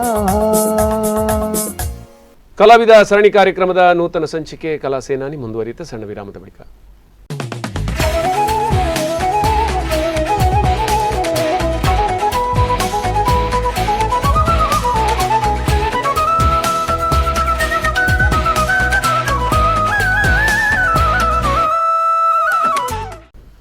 ವಿರಾಮದ ಬಳಿಕ ಮತ್ತೆ ಕಲಾವಿದ ಸರಣಿ ಕಾರ್ಯಕ್ರಮದ ನೂತನ ಸಂಚಿಕೆ ಕಲಾ ಸೇನಾನಿಗೆ ಆತ್ಮೀಯವಾದಂಥ ಸ್ವಾಗತ. ಇವತ್ತು ನಮ್ಮ ಜೊತೆ ಇರುವವರು ನಮ್ಮ ಭಾರತೀಯ ವಾಯುಸೇನೆಯಲ್ಲಿ 20 ವರ್ಷಗಳಷ್ಟು ಸೇವೆಯನ್ನು ಸಲ್ಲಿಸಿದವರು, ಕಾರ್ಗಿಲ್ ಯುದ್ಧದಲ್ಲಿ ಪಾಲ್ಗೊಂಡವರು, ಜೊತೆಗೆ ಅದ್ಭುತ ಕಲಾವಿದರು. ಆದ್ರಿಂದ ಕಲಾ ಸೇನಾನಿ ಅನ್ನುವಂಥ ಶೀರ್ಷಿಕೆಯನ್ನು ಇಟ್ಟುಕೊಂಡು ಈ ಕಾರ್ಯಕ್ರಮವನ್ನು ನಡೆಸ್ತಾ ಇದ್ದೇವೆ. ನಮ್ಮ ಜೊತೆ ಇದ್ದಾರೆ ಅಶೋಕ್ ಅವರು. ಅವರನ್ನು ಮತ್ತೊಮ್ಮೆ ಕಾರ್ಯಕ್ರಮಕ್ಕೆ ಸ್ವಾಗತಿಸಿಕೊಳ್ತೇವೆ.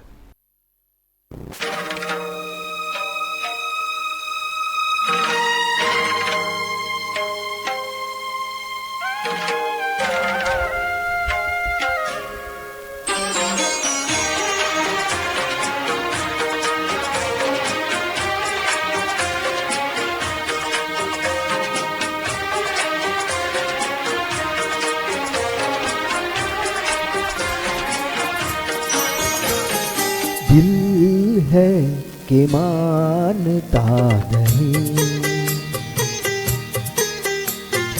दिल है कि मानता नहीं, मुश्किल बड़ी है रस्मे मोहब्बत, ये जानता ही नहीं.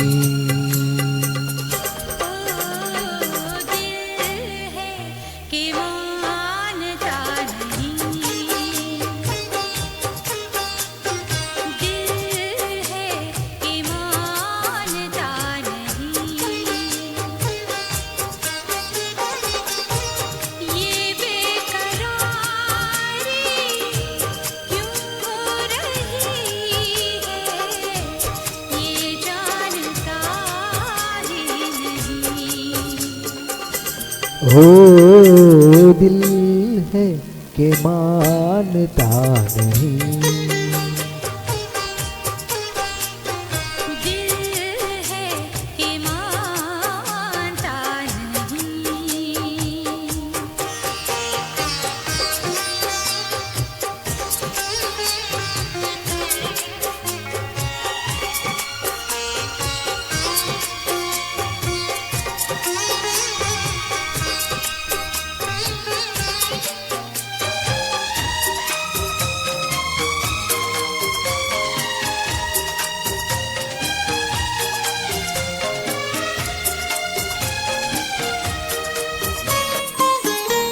दिल तो ये चाहे हर पल तुम्हें हम बस यूं ही देखा करें,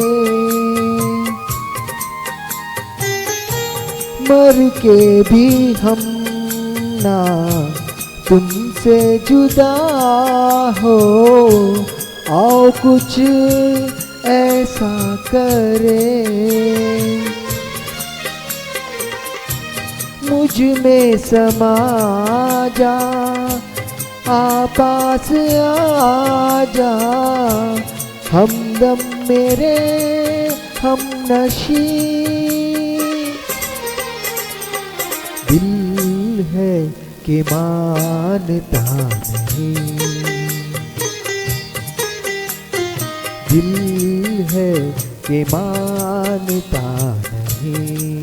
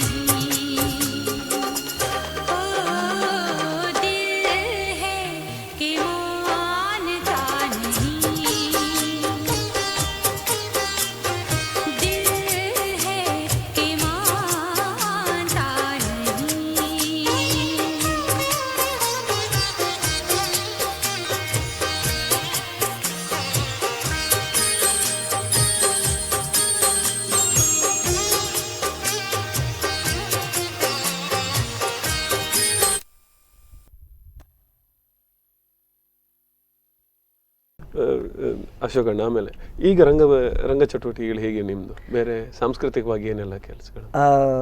ಯುವವಾಹಿನಿ ಅನ್ನೋ ಒಂದು ಸಂಘಟನೆ ಬಹಳ ನನಗೆ ಆಪ್ತವಾದ ಒಂದು ಸಂಘಟನೆ. ಇದರಲ್ಲಿ ನಾವು ವಿದ್ಯೆ, ಉದ್ಯೋಗ ಮತ್ತು ಸಂಪರ್ಕ, ಈ 3 ಧ್ಯೇಯ ಉದ್ದೇಶ ಅದರಲ್ಲಿ ಪ್ರತಿ ವರ್ಷ ಒಂದು ಬಡ ಒಂದು ಕುಟುಂಬಕ್ಕೆ ಒಂದು ಮನೆ, ತಲೆಗೊಂದು ಸೂರು ಅನ್ನೋ ಒಂದು ಕಾರ್ಯಕ್ರಮ, ಒಂದು ಮನೆ ಕಟ್ಟಿಕೊಡ್ತೇವೆ. ನಾವು ಹಣ ಹಾಕ್ತೇವೆ, ಎಲ್ಲರಿಂದ ಕೂಡಿಸಿ ನಾವು ಕಟ್ಟು. ನಾವು ದೊಡ್ಡ ಇದಲ್ಲ, ಬಟ್ ಎಲ್ಲರಂತ ಕೂಡಿಸಿ ಒಂದು ಪಾಲಿದ್ದಾಗ ಅದರಲ್ಲಿ ಒಂದು ನೆಮ್ಮದಿ ಇರ್ತದೆ. ಅದು ಕಟ್ಟಿಕೊಡ್ತೇವೆ. ಬಡ ಮಕ್ಕಳಿಗೆ ವಿದ್ಯೆ ಅನ್ನೋ ಇದಕ್ಕೆ ಪ್ರೋತ್ಸಾಹ ನೀಡ್ತೇವೆ. ಅವರ ಎಜುಕೇಷನಿಗೆ ಬೇಕಾದಂಥ ಬೇರೆ ಬೇರೆ ಕಾರ್ಯಕ್ರಮಗಳನ್ನು ಮಾಡ್ತೇವೆ. ಆಮೇಲೆ ನಾನು ಸೈನ್ಯಕ್ಕೆ ಸೇರಿರಪ್ಪ ಅಂತೇಳಿ ಸೈನ್ಯದ ಬಗ್ಗೆ ಅದರ ಬಗ್ಗೆ ಟಾಕ್ಸ್ ಕೊಡಲಿಕ್ಕೆ ನಾನು ಹೋಗ್ತೇನೆ. ಇದರಲ್ಲೆಲ್ಲ ತೊಡಗಿಸ್ಕೊಂಡಿರ್ತೇನೆ. ಒಂದು. ಎರಡನೇದು ರಂಗಭೂಮಿ ಚಟುವಟಿಕೆ. ರಂಗಭೂಮಿಯ ಚಟುವಟಿಕೆ ಯಾವಾಗ ಕರೆದಾಗ ಅಂದರೆ ನನ್ನ ಬ್ಯಾಂಕಿಂಗ್ ಹವರ್ಸ್ ನಂತರ ಎಷ್ಟು ಸಮಯ ಸಿಗುತ್ತದೋ ಅದನ್ನು ಮೀಸಲಾಗಿ ಇಡ್ತೇನೆ. ನಾಟಕ ಅಂದರೆ ಅದು ಆಪ್ತ ನನಗೆ. ICU ಅನ್ನೋ ನಾಟಕ ಮಾಡುವಂತೂ ಬಹಳ ಆನಂದ ಪಟ್ಟಿದ್ದೇನೆ. ಅಂದರೆ ಅಲ್ಲ, ಆ ರೋಲೇ ಆಗಿದೆ ಸರ್. ಯಾಕೆಂದ್ರೆ ಅದನ್ನು ನೀವು ಎಷ್ಟು ಫೀಲ್ ಮಾಡಿ ಮಾಡ್ತಾ ಇದ್ದೀರಿ ಅಂತ ಪ್ರತಿಯೊಬ್ಬ ಪ್ರೇಕ್ಷಕನಿಗೆ ಗೊತ್ತಿದೆ. ಯಾಕಂದ್ರೆ ಅಲ್ಲಿ ಅಶೋಕ್ ಕಾಣಿಸ್ತಾ ಇಲ್ಲ, ಆ ರೋಲೇ ಕಾಣಿಸ್ತಾ ಇದೆ. ಅಂದ್ರೆ ಒಬ್ಬ ಹೇಗೆ ಗಂಜಲಾಗಿರೋ ಒಬ್ಬ ಮಗ ಹೇಗಿರ್ಬೋದು ಅನ್ನೋದನ್ನ ಆ ರೋಲು ಮಾಡಿ ನೀವು ಅದರ ಒಳಗೆ ಹೋಗದೆ ಅದು ಮಾಡ್ಲಿಕ್ಕೆ ಆಗೋದಿಲ್ಲ. ಹಾಗೆ ಬಟ್ ಅದು ಒಂದು ಟ್ಯಾಲೆಂಟ್ ಅಲ್ಲ, ಅದು ಒಂದು ಟ್ಯಾಲೆಂಟ್. ಬಹುಶಃ ನನಗೆ ಅನ್ಸಿದ ಮಟ್ಟಿಗೆ ಈ ಟ್ಯಾಲೆಂಟ್ ಎಲ್ಲರಲ್ಲಿ ಇರಬೇಕು. ನೀವು ನಿಮ್ಮ ರೋಲ್ ಮಾಡುವಾಗ, ನಾನೊಬ್ಬ ತಂದೆ ಆಗುವಾಗ ತಂದೆಯ ರೋಲನ್ನೇ ಮಾಡ್ಬೇಕು. ನಾನು ಅಲ್ಲಿ ಹೋಗಿ ನಾಟಕ ಮಾಡೋದಲ್ಲ, ಅಲ್ಲಿ ಆಗೋದಿಲ್ಲ. ಇದು ಇದೆ, ಎಲ್ಲರಲ್ಲಿ ಇದೆ, ಕಾಣ ಸಿಗುವುದು ಕೆಲವರಲ್ಲಿ ಮಾತ್ರ. ಕೆಲವರಿಗೆ ಅಂದಾಜಾಗುದಿಲ್ಲ ಹೇಗೆ ಮಾಡ್ಬೇಕಂತ. ಅದ್ರ ಜೊತೆಗೆ ಹಾಡ್ತೀರಿ ಅಶೋಕಣ್ಣ, ಭಜನೆ ಎಲ್ಲ ಮಾಡ್ತೀರಿ, ಹೇಗೆ? ಹೀಗೆ ಭಜನೆ ನನ್ನ ಅಮ್ಮನ ಗಿಫ್ಟ್ ಅದು. ಅವರ ಟೀಮ್ ಅವರು ಭಜನೆಗೆ ಹೋಗೋದು ಎಲ್ಲ ಕಡೆ. ಈಗಲೂ ಅವರಿಗೆ ಏನೂ ಕೊಡುವುದಿಲ್ಲ, ಆದ್ರೂ ಭಜನೆ ಅಂತ ಆದಾಗ ಹೋಗ್ಲೇಬೇಕು. ಮತ್ತೆ ನಾನು ಹೇಗಾರು ಮಾಡಿ ಅವ್ರನ್ನ ಬಿಟ್ಟು ನಾನೇ ಆದಷ್ಟು ಅವಾಯ್ಡ್ ಮಾಡಿ ಅಂತ ಹೇಳುದು, ಅವ್ರು ಕೇಳುದಿಲ್ಲ. ಅದನ್ನ ಹಿರಿಯರು ಅದನ್ನ ಅವರ ರಕ್ತದಲ್ಲಿ ಸೇರಿಸ್ಕೊಂಡು ದೇವರ ಬಗ್ಗೆ ಅದನ್ನ ಮಕ್ಕಳಿಗೂ ಅದನ್ನ ಹೇಳ್ತಾ ಇದ್ರು. ಅದೇ ಮೊದಲಿದ್ದ ದೇವರ ಭಯವೇ ಜ್ಞಾನದ ಆರಂಭ ಅಂತ ಒಂದು ಅದನ್ನೇ ಮಕ್ಳು ಪ್ರತಿಯೊಂದಕ್ಕೆ. ಅಂದ್ರೆ ಬಹುಶಃ ನನಗನಿಸೋದೇನಂದ್ರೆ, ನಮ್ಗೆಲ್ರಿಗೊಬ್ಬ ನೋಡ್ಕೊಳ್ಲಿಕ್ಕೆ ಒಬ್ಬ ಇದ್ದಾನೆ, ನಾವ್ ಏನು ಮಾಡಿದ್ರು ನೋಡೋ ಒಬ್ಬ ಇದ್ದಾನೆ ಅನ್ನೋದನ್ನು ತಿಳಿಸೋದು. ಆ ಒಂದು ಭಯದಿಂದ ಬೇಕಾದ್ರೂ ಇವ್ರು ಒಳ್ಳೇದನ್ನ ಬೆಳೆಸ್ಕೊಳ್ಳಿ ಅನ್ನೋ ಒಂದು ಕಲ್ಪನೆಗಳು. ನನ್ನ ಅಜ್ಜಿ ಮನೆ ಯಣಗುಡ್ಡೆ, ಕಟಪಾಡಿ. ನಾವು ಸಣ್ಣದಿರುವಾಗ ಅಜ್ಜಿ ಮನೆ ಹೋಗೋದು ಬಹಳ ಇಷ್ಟ ಅಲ್ಲ. ಈ ಕಾಲದಲ್ಲಿ ಅಜ್ಜಿ ಮನೆಯೆಲ್ಲ ಹೊರಟೋಗಿದೆ, ಎಲ್ಲರೂ ಮನೆಯಲ್ಲೇ ಇರೋದು. ಸೊ ಅಜ್ಜಿ ಮನೆ ಹೋದಾಗ ಅಲ್ಲಿಂದ ಭಜನೆಯ ನಮ್ಮ ಸಂಸ್ಕೃತಿ ಆರಂಭ. ನನ್ನ ಮಾವನವರು ಅವರು ಭಜನಾ ವಿದ್ವಾಂಸರವರೆಲ್ಲ, ಅವರೇ ಬರೆದ ಭಜನೆಗಳೆಲ್ಲ ಇದೆ. ಅಲ್ಲಿ ನಾವು ಭಜನೆ ಎಲ್ಲರೂ ಕೂತು ಟೈಮ್ ಇದೆಯಲ್ಲ, 7 ಗಂಟೆ ಹೊತ್ತಿಗೆ ಭಜನೆ, ಸಂಧ್ಯಾ ಆ ಕಾಲದಲ್ಲಿ ಭಜನೆ ಮಾಡೋದು. ಅಲ್ಲಿಂದ ಅದರಲ್ಲಿ it help me in other way. Choreography ಮಾಡುವಾಗ ನಿಮ್ಮ ರಿದಮ್ ಅನ್ನೋದಿದೆಯಲ್ಲ, ಆ ಭಜನೆಯಿಂದ ಸ್ಟಾರ್ಟ್ ಆಗೋದು. ಮತ್ತೊಂದು ಏಕಾಗ್ರತೆ, ಒಂದೊಂದು ಸ್ವಲ್ಪ ಮನಸ್ಸಿನ ರಿಲ್ಯಾಕ್ಸೇಷನ್. ಹೌದು, ಅಷ್ಟೊತ್ತಿಗೆ ಏನು ನೆನಪಿರೋದು. ಮತ್ತೊಂದೇನಂದ್ರೆ, ಬೇರೆ ಆಲೋಚನೆ ಮಾಡ್ಲಿಕ್ಕೆ ಅವಕಾಶನೇ ಇಲ್ಲ ಅದ್ರಲ್ಲಿ. ಖಂಡಿತ ಬರೀ ತಾಳ, ಸಾಹಿತ್ಯ ಮತ್ತೆ ರಾಗಗಳು, ಅದ್ರ ಬಗ್ಗೆನೇ ಚಿಂತನೆ ಹೋಗೋದ್ರಿಂದ ಅದಕ್ಕೆ ಹೆಚ್ಚಿನ ಅಂಶ ನಮ್ಮ ಇವರೆಲ್ಲ ಹೇಳ್ತಾ ಇದ್ರು, ಭಜನೆ ಯಾವತ್ತು ವಿಭಜನೆ ಮಾಡೋದಿಲ್ಲ. ಅದ್ಭುತವಾದಂತ ಮಾತನ್ನ ಸ್ವಾಮೀಜಿಯವರು ಹೇಳ್ತಾ ಇದ್ರು ಯಾವತ್ತು. ಈಗ ಮನೆ ಯಾವತ್ತಂದ್ರೆ ಮನೆಯಲ್ಲಿ ಒಂದು ಒಳ್ಳೆ ಸಪೋರ್ಟ್ ಇದ್ರೆ ಆರಾಮಾಗಿ ಎಲ್ಲ ಕೆಲಸಗಳು ತೊಡಗಿಸ್ಕೊಳ್ಳಿಕ್ಕೆ ಆಗ್ತದೆ. ಸರ್, ಮನೆಯಲ್ಲಿ ಯಾರೆಲ್ಲ ಹೇಗೆ? ಖಂಡಿತ. ನನ್ನ ಹೆಂಡತಿ ಸಂಧ್ಯಾ ಅಂತ, ಅವಳು ನನ್ನನ್ನು ಸೇರ್ಕೊಂಡಿದ್ದು ಮೇ 2002. ಆವಾಗ ಕಾರ್ಗಿಲ್ ಇನ್ನೂ ಮುಕ್ತಾಯ ಆಗಿಲ್ಲ, ಹಂತದಲ್ಲಿ ಇದೆ ಅಷ್ಟೇ, ಇನ್ನೂ ಮುಗ್ದಿಲ್ಲ. ನಾನು ಮೊದಲೇ ಎಲ್ಲ ಪ್ಲ್ಯಾನ್ ಆಗಿತ್ತು, ಬಟ್ ಕಾರ್ಗಿಲಿಂದಾಗಿ ಮುಂದೂಡಬೇಕಾಯಿತು. ಮುಂದೆ ವೆಡ್ಡಿಂಗ್ ಪ್ಲ್ಯಾನ್ಸನ್ನು ಮುಟ್ತಾ 2002ಕ್ಕೆ ಕೊನೆಗೆ ಪರ್ಮಿಷನ್ ಸಿಕ್ಕಿತ್ತು, ಇನ್ನು ಹೋಗ್ಬೋದು ಅಂತ. ಅಲ್ಲಿವರೆಗೆ ರಜೆ ಹೋಗೋದು ಭಾಳ ರಿಸ್ಟ್ರಿಕ್ಷನ್ ಮಾಡಿದರು. ಹೋದರೂ 10 ದಿನ 15 ದಿನ. ನಾವು ಅಷ್ಟು ದೂರದಿಂದ 15 ದಿನ ರಜೆಯಲ್ಲಿ 5 ದಿನ ಬರಲಿಕ್ಕೆ 5 ದಿನ ಹೋಗ್ಲಿಕ್ಕೆ ಆಗ್ತಿತ್ತು. ಹಾಗಾಗಿ ಅದೆಲ್ಲ ಆಗೋದಿಲ್ಲ ಅಂತ ಹೇಳಿ ಬಿಟ್ಟಿದ್ದು. ಅಲ್ಲಿಂದ ಅವಳು ನನ್ನನ್ನು ಸೇರಿಕೊಂಡು ಜೋಧ್ಪುರಿಗೆ ಮೊದಲ ದಿನ ಅವಳು ಇಲ್ಲಿಂದ ಕರ್ಕೊಂಡು ಹೋದ್ವಿ. ಹೋಗೋದೇ ಒಂದು ದೊಡ್ಡ ರಾಮಾಯಣ. ಇಲ್ಲಿಂದ ರಾಜಸ್ಥಾನಿಗೆ ಹೋಗೋದು.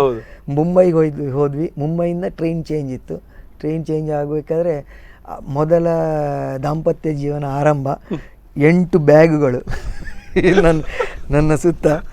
ನಾವು ಹೋಗಿ ಬೋರಿವಿಲಿಯಲ್ಲಿ ಹೋಗಿ ಕಾದು ಕೂತಿದ್ದೀವಿ ಟ್ರೈನ್ ಬರ್ತದೆ ಅಂತ ನೋಡ್ಕೊಂಡು ಬಂದೆವು. ನಮ್ಮದು S7 ಸಮಥಿಂಗ್ ನಂಬರ್ ಇತ್ತು.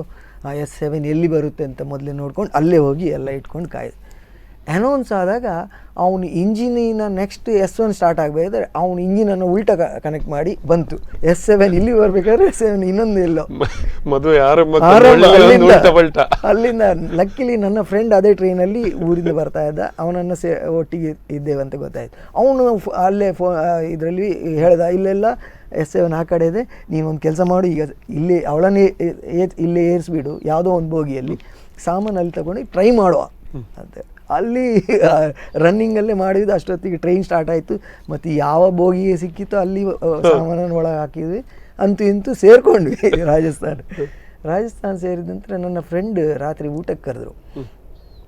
ಸರಿ ಡಿನ್ನರಿಗೆ ಬರ್ತೀವಿ ಅಂತೇಳಿ ಎಲ್ಲ ಇಟ್ಟು ಸುಮಾರು 8 ಹೊತ್ತಿಗೆ ಊಟಕ್ಕೆ ಹೋಗಿ ಊಟ ಮುಗಿಸಿ 11 ಆಗ ಬೈಕ್ 11 ಗಂಟೆ ರಾತ್ರಿ 11 ಗಂಟೆಗೆ ಊಟ ಮುಗಿಸಿ ಬರ್ತಾ ಇದ್ದೀನಿ. ಬರ್ಬೇಕಾದ್ರೆ ಬಿಸಿ ಗಾಳಿ ಹೊಡಿತಾ ಇದೆ ಅವಳಿ ತಲೆ ಮುಖಕ್ಕೆ. ಅಲ್ಲೇ ಹೆದ್ಕೊಂಡ್ಬಿಡ್ಲು. 11 ಗಂಟೆ ರಾತ್ರಿ ಇಷ್ಟು ಬಿಸಿ ಗಾಳಿ ಇದ್ರೆ ಹೇಗಿರುತ್ತೆ ಅಂತ. ಅದೇ ರಾಜಸ್ಥಾನಿನ ಸ್ಪೆಷಲ್ ಏನಂದರೆ 11-12 ಗಂಟೆವರೆಗೆ ಬಿಸಿ ಗಾಳಿ ಸಡನ್ಲಿ ಕೂಲ್ ಆಗ್ತದೆ. 3-4 ಗಂಟೆ 2 ಗಂಟೆ ಹೊತ್ತಿಗೆ ಕೂಲ್, ಒಂದು ತುಂಬ ಚಳಿ, 4 ಗಂಟೆ ಹೊತ್ತಿಗೆ ಚಳಿ ಇರ್ತದೆ. ಸೊ ಎಕ್ಸ್ಟ್ರೀಮ್ ಎರಡನ್ನೂ ಕಂಡಿದೆ. ಸೊ ಅರ್ಧ ಟ್ರೈನಿಂಗ್ ಅವಳಿಗೆ ಅರ್ಧದ ಟ್ರೈನಿಂಗ್ ಅಲ್ಲಿಂದ ಸ್ಟಾರ್ಟ್ ಆಗಿರುತ್ತೆ. ಆಮೇಲೆ ಅವಳು ಶಿ ವಾಸ್ ಸೋಷಿಯಲಿ ವೆಲ್, ಎಲ್ಲರ ಸೇರ್ಕೊಳ್ಳೋದು ಅದೆಲ್ಲ ಇತ್ತು. ಅಷ್ಟೊತ್ತಿಗೆ ನನ್ನ ಡ್ಯಾನ್ಸ್ ಕ್ಲಾಸಸ್ ಎಲ್ಲ ನಡೀತಿತ್ತು. ನನ್ನ ಸ್ಟೂಡೆಂಟ್ಸ್ ಇದ್ದರು, ಅವರಿಗೆಲ್ಲ ಇವಳ ಟೀಚರ್ ಇವಳನ್ನು ಅಂದರೆ ಸ್ಟೇಜಸ್ ಭಾಳ ಕಡಿಮೆ ಅವಳು ಹತ್ತಿದ್ದು. ಬಟ್ ನನ್ನಿಂದಾಗಿ ಮತ್ತು ಅವಳು ಸ್ಟೇಜಲ್ಲಿ ನಾವು ಡ್ಯಾನ್ಸಸ್ ಎಲ್ಲದರಲ್ಲೂ ಪಾರ್ಟಿಸಿಪೇಟ್ ಮಾಡಿ ಶುರು ಮಾಡಿದ್ವಿ. ಈಗಲೂ ನೆನಪಿಸ್ತಾರೆ ಅಲ್ಲಿಂದ. ಹಾಗಾಗಿ ಅವಳಿಗೆ ಒಂದು ಗೊತ್ತಿದೆ, ಈ ಮನುಷ್ಯನನ್ನು ತಡೆದು ಹಿಡಿಯೋಂಗಿಲ್ಲ, ಇವರು ಎಲ್ಲದರಲ್ಲೂ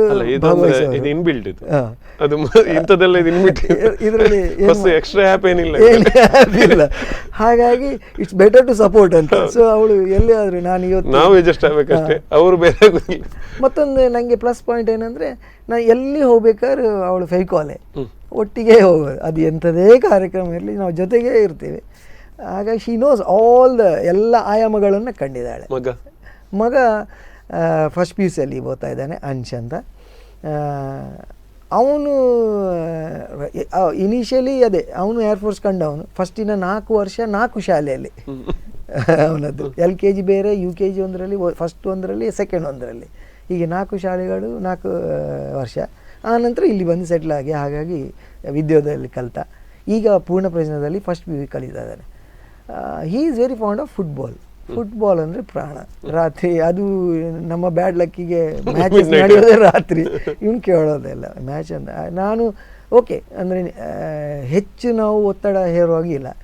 ನಾನು ಅವನಿಗೆ ಒಂದೇ ಹೇಳಿದ್ದೇನೆ, ನನ್ನ ಕೆಲಸ ನಿನಗೆ ನಿನ್ನ ಎಜುಕೇಷನ್ ಆಗೋವರೆಗೆ ಕಲಿಸೋದು, ಅದರ ನಂತರ ಜೀವನ ನೀನು ನೋಡ್ಕೊಳ್ಳೋದು. ನೀನು ನನ್ನನ್ನು ಸಾಕಬೇಕಂತಿಲ್ಲ, ನನಗೆ ಪೆನ್ಷನ್ ಇದೆ, I will not be depending on you. ನೀನು ನನ್ನ ಮೇಲೆ ಡಿಪೆಂಡ್ ಆಗಬಾರ್ದು, ನೀನು ನಿನ್ನ ಜೀವನ ನೀನು ರೂಪಿಸ್ಕೋಬೇಕಂತ ಹೇಳಿದ್ದೀನಿ.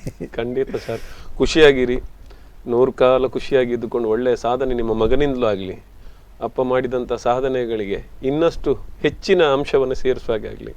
ಕೊನೆಯದಾಗಿ ಅಶೋಕಣ್ಣ, ನಮ್ಮ ಯೂತ್ಗೆ ಏನು ಹೇಳ್ತೀರಿ? ಖಂಡಿತ ಇಂದಿನ ನಮ್ಮ ಭಾಗದ ಯೂತ್ ಎಸ್ಪೆಷಲಿ, ಉಳಿದವ್ರದ್ದು ಬೇಡ, ನಾವು ನನ್ನ ಯಾವಾಗಲೂ ನನ್ನ ಮನೆಯನ್ನು ನಾನು ಸ್ವಚ್ಛ ಇಟ್ಟರೆ ಎಲ್ಲರೂ ಅವರವರು ಅದೇ ಮಾಡಿದರೆ ದೇಶ ಇಡೀ ಸ್ವಚ್ಛ ಅಲ್ವೇ? ಅದೇ ಥರ ನಮ್ಮ ಭಾಗದ ಜನರು ಯುದ್ಧವನ್ನು ಕಂಡಿಲ್ಲ. ಯುದ್ಧ ಆದಾಗಲೂ it was always on north side. ಮತ್ತು ನಾವು ಈಗ ಕೇಳಿದರೆ ಆಯ್ತು. ನಾವು ಹರಿಯಾಣ, ನೀವು ರಾಜಸ್ಥಾನ ಅಥವಾ ಆ ಭಾಗದಲ್ಲಿ ನೋಡಿದರೆ ಪ್ರತಿಯೊಂದು ಮನೆಯಲ್ಲಿ ಒಬ್ಬ ಯೋಧ ಖಂಡಿತ ಇದ್ದಾನೆ.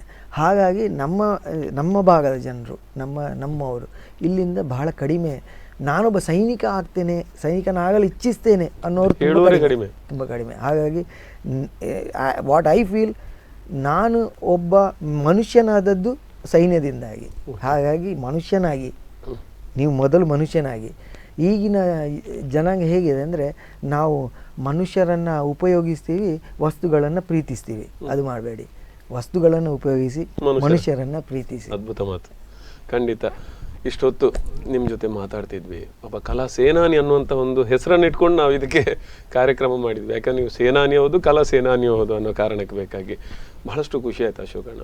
ನಿಮ್ಮ ಅನುಭವಗಳು ತುಂಬ ತುಂಬ ತುಂಬ ತುಂಬ ಉಪಯುಕ್ತ ಆಗ್ತಾ ಇವೆ. ಅದ್ರ ಜೊತೆಗೆ ಈ ಕಾರ್ಯಕ್ರಮಕ್ಕೊಂದು ಒಳ್ಳೆ ಅರ್ಥಪೂರ್ಣವಾಗಿ ಒಂದು ಸಂಚಿಕೆ ಬರೋ ಥರ ಮಾಡಿ ಒಳ್ಳೆ ಕೆಲಸ ಮಾಡ್ತಿದ್ದೀವಿ.